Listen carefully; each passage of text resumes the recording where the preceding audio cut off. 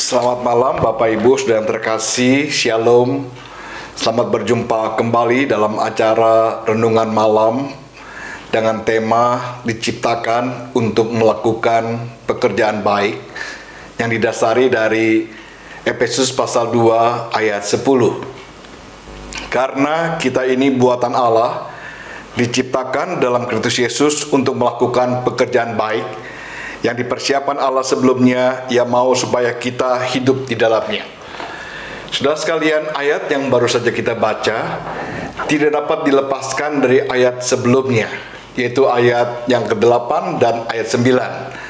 Ayat-ayat tersebut bicara tentang bahwa kita diselamatkan itu bukan karena pekerjaan, bukan karena usaha, bukan karena kemampuan kita, tetapi semata-mata adalah anugerah Allah. Semata-mata adalah kasih karunia Allah.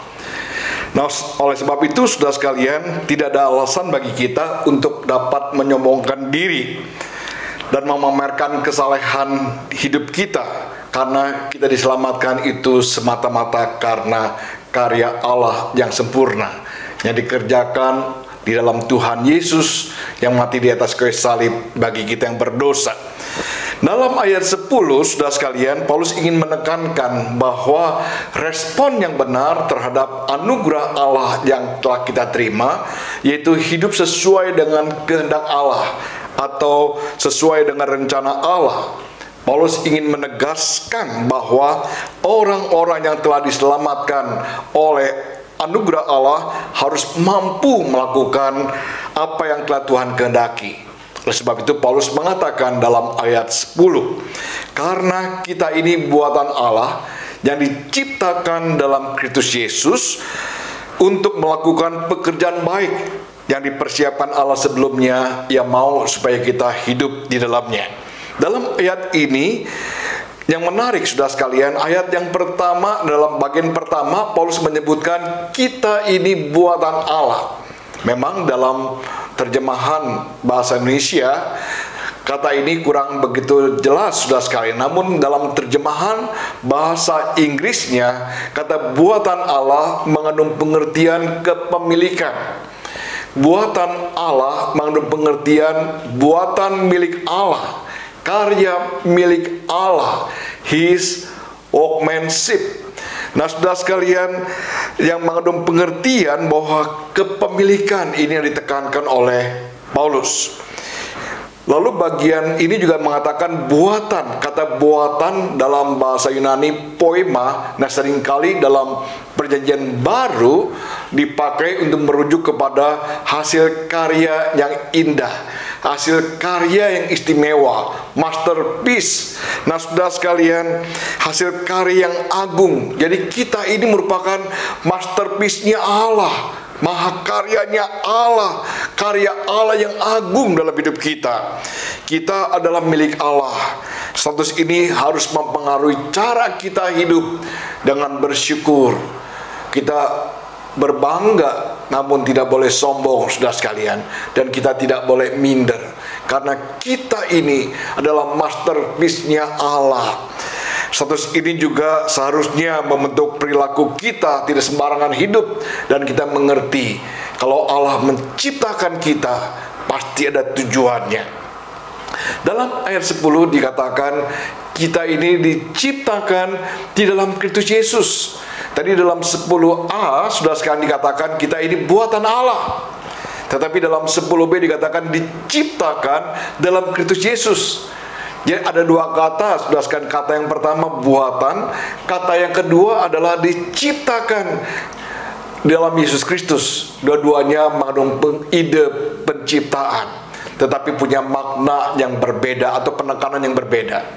Kalau dalam ayat 10a, kata buatan menunjuk lebih kepada kepemilikan, tetapi dalam ayat 10b kata diciptakan di dalam Kristus Yesus menunjuk kepada cara bagaimana Allah menciptakan kita sebagai karya yang sangat indah.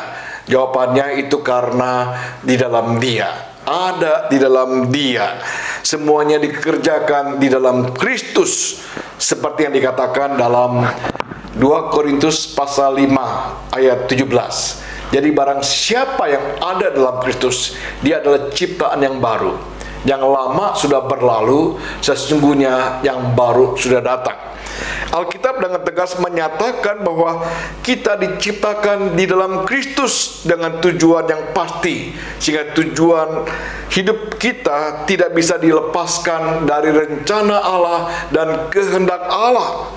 Kalau pasal 1 ayat 16 dikatakan, karena di dalam Dialah telah diciptakan segala sesuatu yang ada di surga, yang ada di bumi, yang kelihatan dan yang tidak kelihatan, baik singgasana maupun kerajaan, baik pemerintah maupun penguasa, segala sesuatu diciptakan oleh Dia dan untuk Dia. Menjadi ciptaan baru bukan hanya meninggalkan kehidupan yang lama, tetapi juga harus ada kehidupan yang baru sebagai respon atas anugerah yang telah Tuhan nyatakan dalam kehidupan kita. Respon apa yang diberikan atas anugerah Tuhan kepada kita? Saudara sekalian, banyak hal dapat kita kerjakan, dan salah satunya adalah kita bersyukur atas anugerah keselamatan yang telah Tuhan berikan. Bersyukur tidak cukup dengan cara kita mengucap syukur dengan perkataan. Bersyukur harus dinyatakan lewat kehidupan kita, lewat aksi yang nyata, yaitu melakukan pekerjaan baik. Jadi bersyukur, saudara sekalian, merupakan tanda respon kita atas anugerah yang telah Tuhan berikan dalam kehidupan kita. Ini merupakan satu keunikan kekristenan, saudara sekalian. Keselamatan bukan karena melakukan pekerjaan baik, tetapi kita diselamatkan untuk melakukan pekerjaan baik. Ini merupakan dua hal yang berbeda. Kalau agama-agama lain menekankan harus selamat dengan melakukan perbuatan baik, tetapi kita diselamatkan untuk melakukan pekerjaan dan perbuatan baik. Biarlah firman Tuhan malam hari ini boleh menolong kita mengerti bahwa Allah menciptakan kita sebagai mahakarya Allah yang begitu agung. Biarlah kita dapat melakukannya dengan perbuatan baik, karena memang Tuhan ingin kita hidup di dalamnya. Biarlah Tuhan yang boleh menolong kita. Amin. Mari kita berdoa. Bapa di surga, terima kasih untuk firman-Mu malam hari ini yang boleh mengingatkan kami bahwa kami adalah buatan Allah yang diciptakan di dalam Kristus Yesus untuk melakukan pekerjaan baik yang telah Tuhan persiapkan sebelumnya, dan Tuhan ingin supaya kami hidup di dalamnya. Dalam firman-Mu ini bukan sekedar kami dengar, tetapi kami terapkan dalam seluruh kehidupan kami. Kami melakukan hal-hal yang baik, hal-hal yang indah, hal-hal yang berkenan kepada Tuhan sebagai tanda syukur kami atas anugerah Tuhan yang begitu besar dalam hidup kami. Terima kasih ya Tuhan, mampukan kami boleh berkarya bagi-Mu. Kami juga berdoa untuk pertumbuhan iman kami, kerohanian kami. Tuhan tolong, dan biarlah kami boleh tetap senantiasa dekat dengan Tuhan. Kami boleh bertambah dan bertumbuh dalam anugerah Tuhan.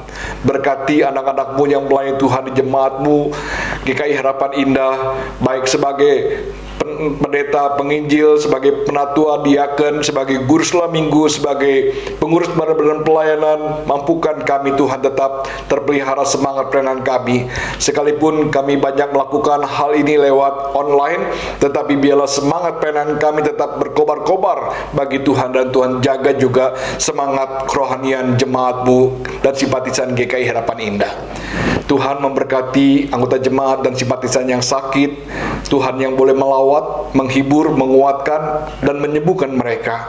Yang sedang berduka, bila Tuhan memberikan kekuatan dan penghiburan. Yang sedang punya masalah dalam masalah ekonomi keluarga, Tuhan yang boleh membuka jalan. Yang sedang mengalami kemunduran, kesuaman, Tuhan memberikan semangat yang baru dalam pelayanan. Tuhan memberkati juga dalam kehidupan bangsa dan negara kami. Berkati pemerintah kami sedang menangani masalah COVID-19 lewat vaksinasi yang sedang dilakukan. Tuhan memberkati agar semua dapat berjalan dengan lancar. Kami merindukan ya Tuhan dengan segera masalah virus COVID-19 dapat diatasi dengan baik dan virus ini tidak ada lagi di negeri kami. Kami mohon Tuhan yang boleh berkarya. Berkati pemerintah kami juga dalam masalah ekonomi, dalam masalah keamanan, dan juga dalam menanggulangi bencana alam banjir belakangan ini. Biarlah Tuhan yang boleh berkarya. Terima kasih Tuhan, berkati istirahat kami malam hari ini. Kami bersyukur untuk pertolongan-Mu Tuhan dalam kehidupan kami, dan biarlah Tuhan terus boleh memakai kami juga menjadi alat berkat. Kami berdoa dalam nama Tuhan Yesus Kristus. Amin. Sampai jumpa. Tuhan memberkati.